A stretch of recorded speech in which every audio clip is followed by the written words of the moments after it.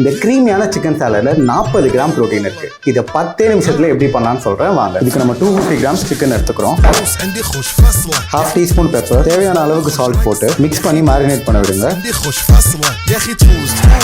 Bro, டெட்டாலை போட்டு கழுவிட்டு இருக்கீங்க. கையே இதுல தானே கழுவுறோம். Dettol, hand washing in expert. அடுத்ததாக ஒரு நான்ஸ்டிக் பேனில் கம்மியாக ஆயில் ஸ்ப்ரே பண்ணிவிட்டு நீங்கள் மேரினேட் பண்ண சிக்கனை உள்ளே போட்டுருங்க. சிக்கனை யூஸ்வலாக நீங்கள் இந்த மாதிரி கலர்றதை விட எடுத்து இந்த மாதிரி டாஸ் பண்ணிங்கன்னா இன்னுமே சாஃப்ட் அண்ட் ஸ்குஷியாக இருக்கும்.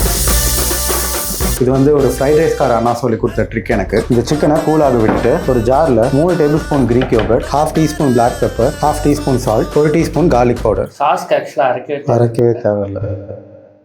இது எல்லாத்தையும் ஒன்றா மிக்ஸ் பண்ணிவிட்டு இப்போ ஒரு பவுலில் நம்ம குக் பண்ணி வச்சுருக்க சிக்கனை ட்ரான்ஸ்ஃபர் பண்ணிவிட்டு பைனாப்பிள், ஆப்பிள், போமோகிரானட்,